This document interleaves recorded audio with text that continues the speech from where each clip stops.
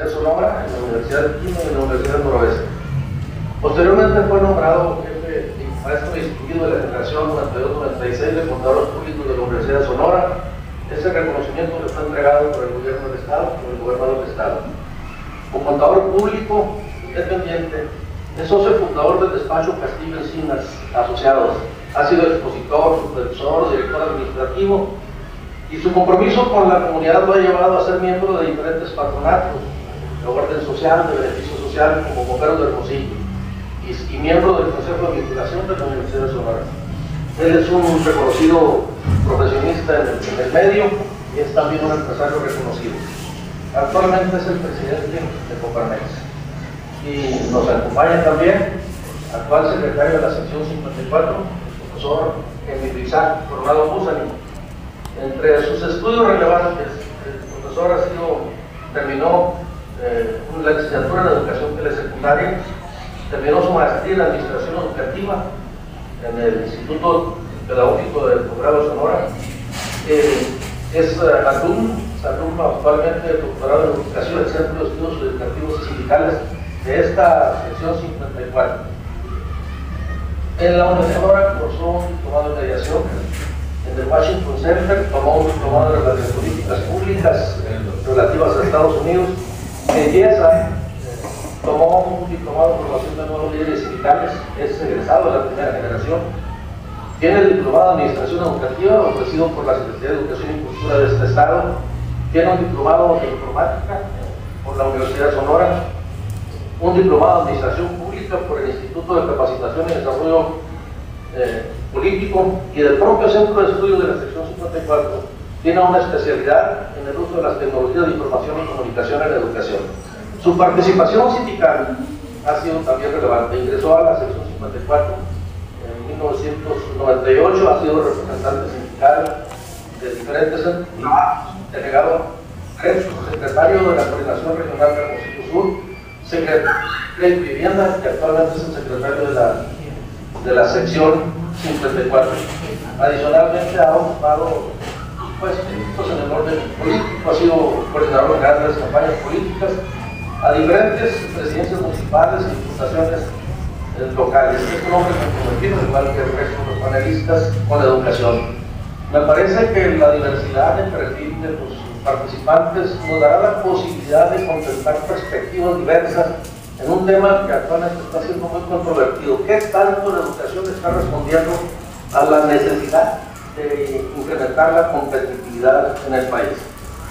Antes de decir cómo será la dinámica de participación, en qué orden participarán, voy a dar unos datos que pudieran servir de referente para cuando participen los panelistas. En el informe regional 2011 de la UNESCO, el informe denominado Educación para Todos, que viene del 90 de una reunión en Homtien, Tailandia, se establece que en México el número de alumnos en las aulas disminuye conforme avanza el trayecto escolar, es decir, de educación básica, de preescolar hasta educación superior. El porcentaje de los que ingresan y egresan cada vez es menor. Mientras que en primaria, cerca del 98% de los niños y niñas tienen acceso a la escuela. Esta cifra cae a 70% al ingresar al primer grado de secundaria y solo a un 24% en la educación superior. Pudiera haber una diferencia en los datos si los comparamos con el quinto informe del gobierno federal. Las cifras son un poco mayores en el informe del gobierno federal. Menciona el 100% del cobertura en educación básica y alrededor del 30% de educación superior. Pudiera ser significativo, sin embargo, solamente son diferencias en lo cuantitativo, en la cobertura. No pareciera ser que esto afecta a lo cualitativo, la calidad. Al comparar las tasas de cobertura en primaria de México con el resto de los países de la región, Latinoamérica y Caribe, el país se ubica este año entre los primeros 10 lugares. La tasa de cobertura en primaria nos coloca en el 6º lugar de la lista, no está mal, pero México cae hasta el lugar 19 de los países de la región al compararnos en secundaria. Con el 98%, entonces en primaria México se ubica en el 6º lugar. Sin embargo, Cuba y Bermudas tienen 100% de cobertura, eso para tener un referente. Pese a que el programa de educación para todos se contiene y que se ha ido evaluando cada 10 años, compromete a los países a garantizar que el 100% de las y los niños de escasos recursos que viven en todas las comunidades aisladas o no vayan a la escuela. En México, cerca de 1 millón de niños, según el informe de la UNESCO, no asisten a la escuela.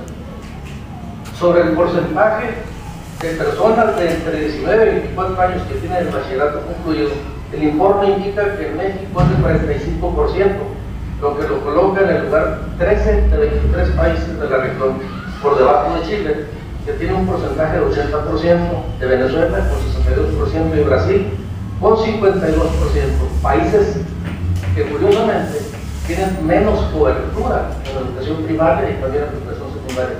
Menos cobertura, pero mayor índice de deficiencia terminal. Educación superior, entonces, México llega apenas a un 24%, mientras que Cuba cubre el 87%, Venezuela el 76%, Argentina el 58% y Perú el 23%. 33% hay una diferencia notable. Quisiera no leer más cifras y hacerme las siguientes preguntas. Cuando hablamos de cobertura, ¿estamos hablando de crecimiento o desarrollo? Si entendemos por desarrollo la calidad de la educación, me parece que las cifras solamente nos demuestran crecimiento, no desarrollo. Por otro lado, la siguiente pregunta quizá sea el tema que van a discutir los panelistas. ¿Se puede ser competitivo con cobertura? Acceso a todos, pero sin educación. Es una pregunta interesante, a que algunos países han estado incorporando sus sistemas educativos a lo que se denomina enfoque por competencias. México tiene pocos años de incorporar el sistema educativo mexicano hacia el enfoque por competencias. Lo ha hecho prioritariamente en educación básica, preescolar, primaria, secundaria. Tiene 3-4 años de haberlo hecho en bachillerato, un plan intenso, incluso en formación de profesores. La educación superior ha sido más lenta en incorporar este enfoque, quizá porque los académicos visualizan otra perspectiva y lo ven desde otra óptica, pero eso tendrán que decir los panelistas si esto se refleja o no en la competitividad. Dicho esto, la lógica, la dinámica de este panel será la siguiente. Habrá una primera ronda de participaciones de los panelistas en el orden que diré, y cada uno de ellos dispondrá hasta de 7 minutos en esta primera ronda. Primero el doctor Heriberto Grijalva, rector de la UNISON, posteriormente el maestro Adolfo Rivera, director del IPH, enseguida el licenciado Valentín Castillo, presidente de Coparmex, y cerrará esa primera ronda el profesor Emilio Programa, secretario de la sección 54. Habrá unos comentarios de un servidor y habrá una segunda ronda de panelistas. Esta segunda ronda tendrá máximo 5 minutos por participantes en el mismo orden. El doctor Heriberto Grijalva, el maestro Adolfo Rivera, el licenciado Valentín y el profesor Emilio Coronado. Y al final de esta segunda ronda podrán ustedes lanzar preguntas en unas tarjetas que les serán entregadas. Para algunos de los panelistas les pediré por favor que digan exactamente, específicamente quién va a dirigir la pregunta y seleccionaremos solo una para cada uno de los panelistas. Dicho todo eso, iniciamos con el primer panelista, doctor.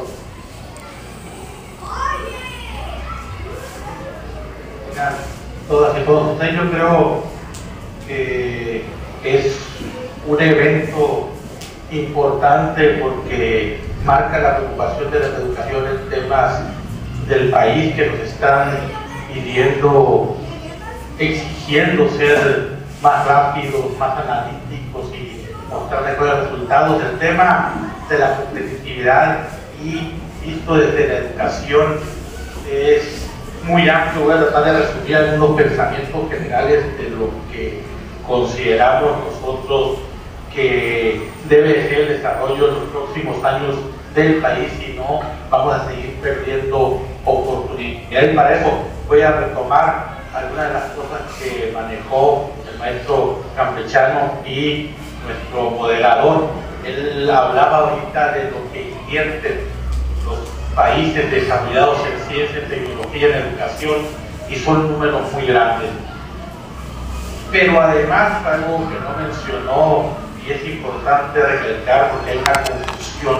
Muchos creen que esos países desarrollados por tener desarrollo económico tienen recursos que invierten en educación, y eso no es completamente así. Bueno, al revés, son países que invirtieron en educación, en ciencia y tecnología, y eso vino a generar desarrollo económico y competitividad. Es decir, no esperemos que haya primero el desarrollo y después la inversión, como el nombre lo indica, es una inversión. Si queremos aumentar la parte de competitividad de este país, necesitamos generar opciones y ellos que invertir en educación, invertir en ciencia, invertir en tecnología. La parte de la competitividad es la capacidad que tengamos de generar mayores satisfactores para los clientes, ¿verdad? En este caso, mayores satisfactores para un país, y eso es importante hacerlo de esa manera. Esto que estoy diciendo tiene que ver con algo lo que dice el maestro moderador. Habla de la posición que juega México en la región. Es decir, ni siquiera mostró comparaciones con países desarrollados, lo hizo con América Latina. Y de verdad que es algo que hemos tenido como eje de preocupación.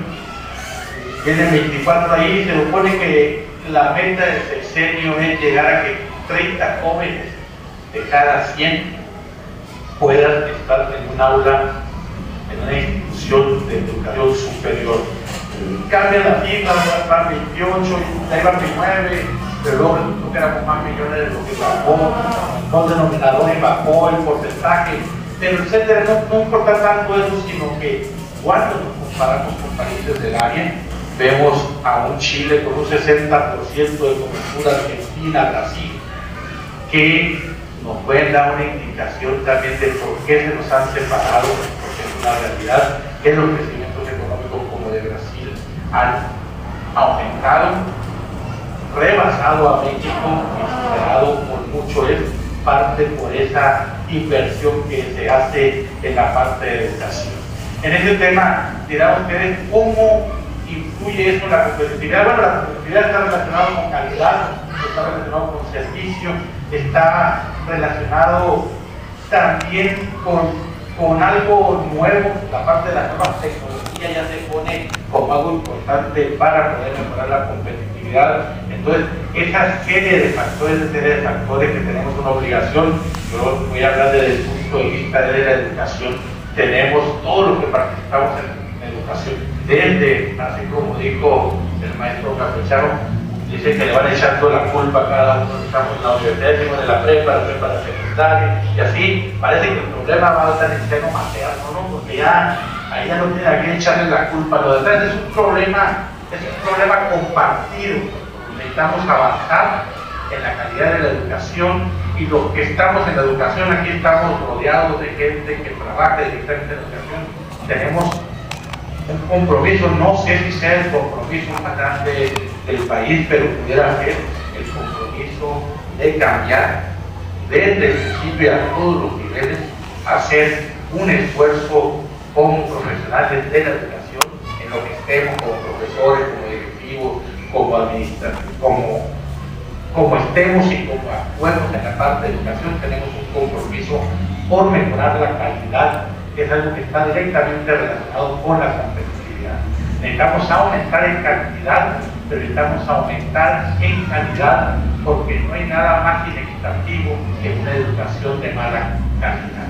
El tener una educación pública débil y no de buena calidad ocasiona que solo los que tienen manera acceden a la educación de calidad, los que no, y se vuelve un círculo vicioso. De ahí viene esa responsabilidad y ese compromiso que tenemos en la educación para tratar de abarcar el mayor número de cobertura, pero hacerlo con calidad. Por cuestiones de tiempo y todo, voy a mencionar algo que creo que es importante destacar y que quisiera que no se malinterpretara, porque la otra vez en una reunión que tuve con compañeros de los medios se pudiera malinterpretar cuando hablamos de la pertinencia de la gente que tenemos que quedar preparada. Me decían que si había trabajo, algo así como no hay trabajo, no preparo ahí, y eso hay que tratarlo con cuidado. Nosotros tenemos que hablar qué es lo óptimo por una cantidad determinada de habitantes. ¿Cuántos ingenieros, cuántos médicos, cuántos contadores ocupamos dependiendo de la población? No podemos esperar el crecimiento económico y necesidad de ingenieros para crear ingenieros. Tenemos que crear ingenieros para que se busque el desarrollo. No se trata de crear desempleados, que lo aclaro mucho, pero los países que han tenido saltos, aparte de los países asiáticos en los últimos años, crearon e invirtieron en crear, por ejemplo, y formar una gran cantidad de ingenieros. No todos ellos tuvieron trabajo, pero tenían conocimiento, y eso obligó a que se reunieran y formaran empresas, formaran fuentes de trabajo y generaran desarrollo. Es decir, tenemos que generar conocimiento, gente preparada, ciudadanos preparados que vengan a tener desarrollo, y eso va a llevar a hacer desarrollo de calidad, además que empezar a aumentar la competitividad. Hay por supuesto otro tipo de desarrollo que no se dice, y quiero rescatarlo. Cuando se dice es pertinente esa carrera, ¿qué le llamas pertinente? Le digo yo, no, pues el que tenga trabajo así genera riqueza. ¿Qué tipo de riqueza? Pregunto yo, porque también, por ejemplo, desde el punto de vista de las universidades, no podemos crear únicamente profesionales y tener esa riqueza para exportar. Tenemos que crear también que generar la riqueza espiritual, así llamarla. Tenemos que tener carreras de arte, de letras, de plástica, porque es parte del quehacer humano. Tenemos que tener la parte de las humanidades. Y eso también, a lo mejor de manera indirecta, ayuda a desarrollar la competitividad, porque tenemos que ver que es en muchos sentidos como se desarrolla la competitividad. Tenemos que tener la gente capaz de generar conocimiento y por lo tanto de generar mejoras en la producción, en la calidad, en los servicios, pero también tenemos que hacerlo con los ambientes y las condiciones adecuadas que permitan el desarrollo profesional. Entonces, desde ese punto de vista, de esa magnitud de la responsabilidad que tenemos y el compromiso que debemos de tener los que estamos en la educación, yo sí quisiera comentar por último en esta parte que necesitamos hacer un compromiso entre todos los actores de la sociedad, y los que estamos interesados en la educación. Es particularmente importante priorizar, independientemente de cuestiones ideológicas, partidistas, intereses personales, priorizar aquellos asuntos en los que tenemos que dedicarnos como Estado, como país, y tenemos desde todos los niveles educativos, desde preescolar hasta licenciaturas, a la parte de la educación superior y posgrados, estar en esta misma línea para mejorar la educación, mejorar la competitividad por lo tanto, y mejorar las condiciones de vida y de desarrollo de las personas de este país. Gracias, doctor. Bien, escuchamos al doctor Heriberto. Dirige la Unison, una institución con una amplia oferta en carreras de corte humanístico, del área de sociales, de económico-administrativas y algunas del área tecnológica, enfoques más hacia las dos primeras áreas. Enseguida participará el maestro Adolfo Rivera, que dirige el Instituto Tecnológico de Hermosillo, máximo 7 minutos, y es una institución con una distribución de 80-20 en cuanto a tecnología, es decir, el Sistema Nacional de Tecnológicos o Educación Tecnológica. Desde hace tiempo ha privilegiado la oferta en el área tecnológica, en ingenierías, y el menor porcentaje de la licenciatura de corte económico administrativo. Muy bien, gracias.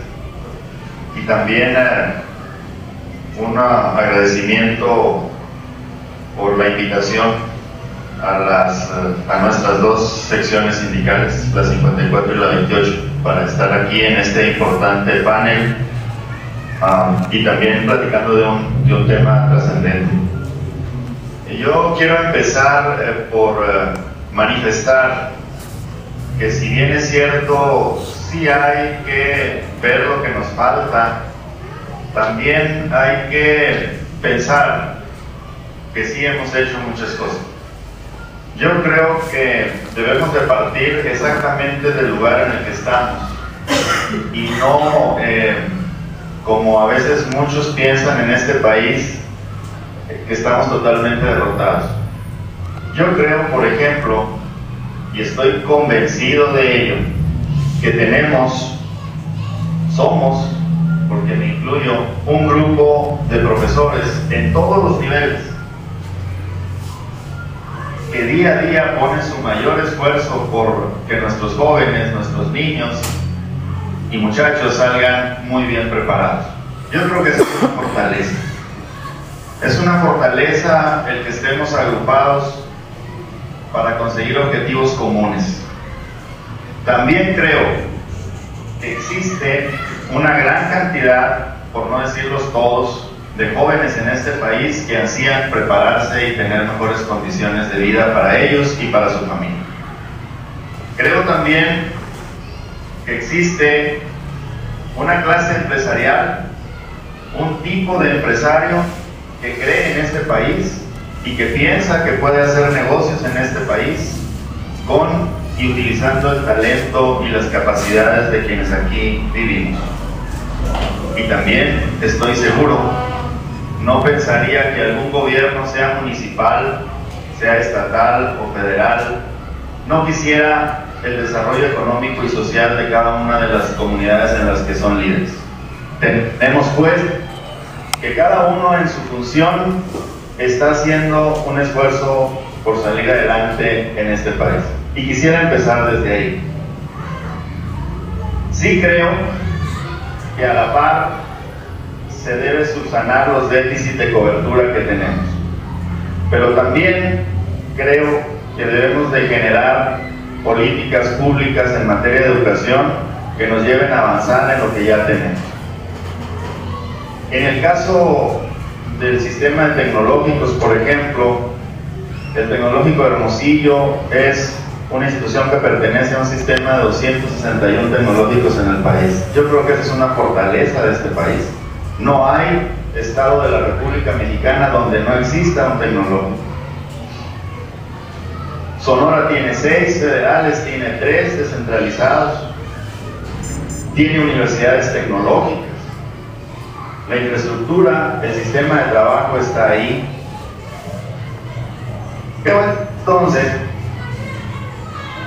que existen las condiciones para que eso pueda detonarse. Voy a la competitividad. Yo sé que existe competitividad en este país, debemos de tener más, ya las cifras nos los dieron y yo creo que eso todos lo sabemos, y además todos los medios siempre nos dicen hay que ser más competitivos y hay que ser más competitivos. Yo preguntaría, ¿en qué debemos ser más competitivos? Porque la competitividad es un término muy amplio.